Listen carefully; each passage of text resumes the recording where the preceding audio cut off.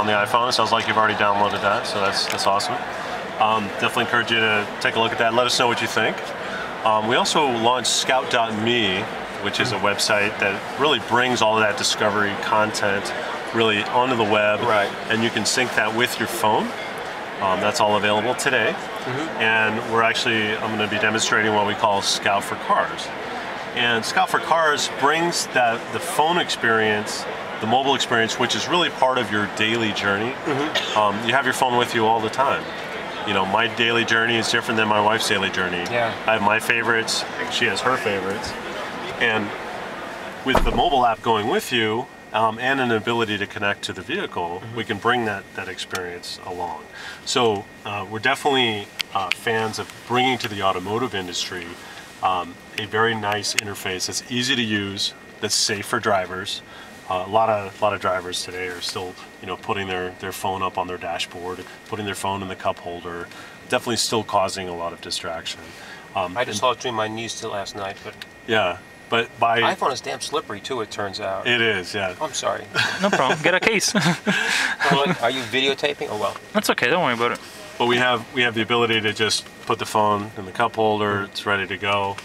We actually are taking a trip to Disneyland right now. So we've really enhanced and optimized the in-vehicle experience, giving you the ability to see the favorites that you had on your phone. The same favorites are on the website as well. So you can plan your journey. You can be sitting on the couch and say, hey, I'd love to go to this restaurant, look at reviews, really understand what is a great place to go, and also find out, hey, what should I do this weekend? That's really one of the things that Scout answers. Cut the grass, maybe?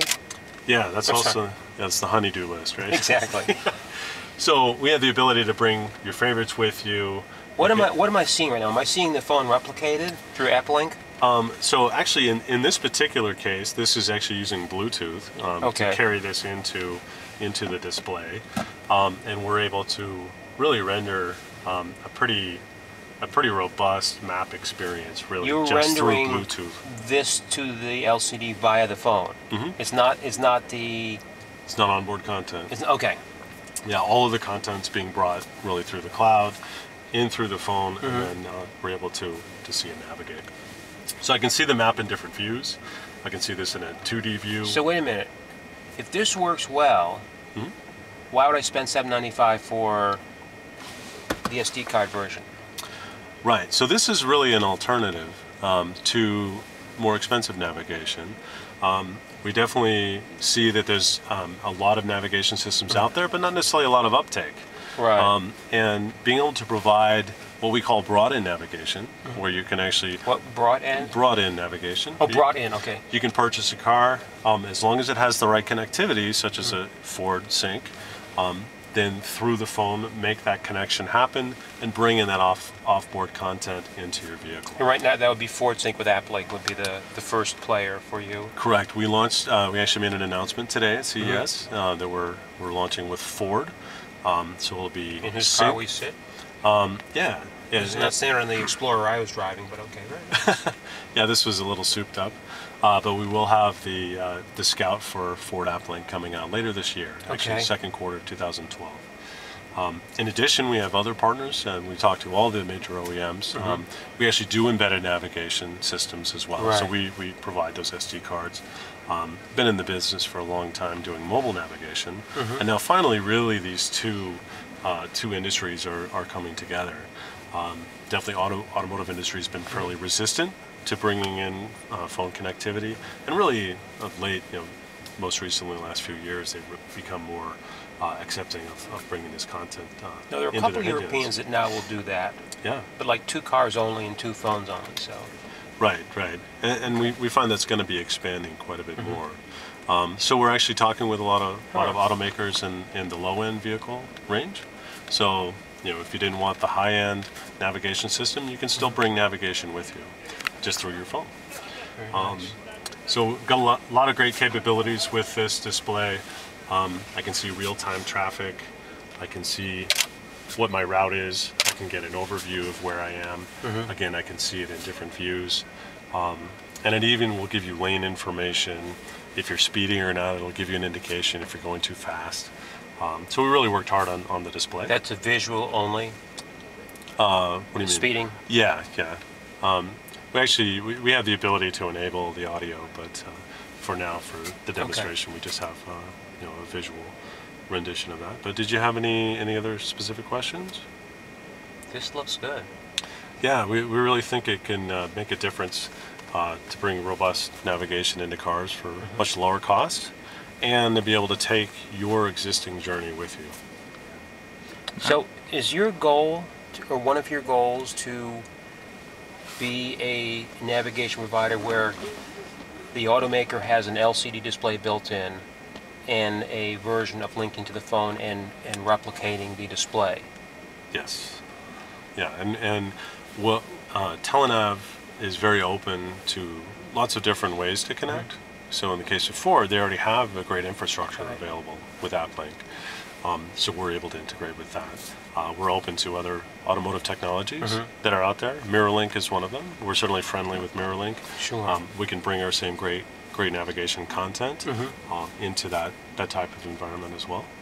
You would be a good matchup for the Chevy Sonic, because I think that navigation costs too much in that car, and they want to send you OnStar navigation for $300 a year. So that's just my perspective. Right. And we're talking with most of the players in the automotive space, and we're getting a lot of great interest with this technology. So second quarter it ships. Yep.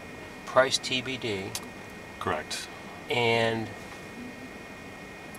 Telenav Navigator remains as a product. Yes. And you find it when you're looking for navigation.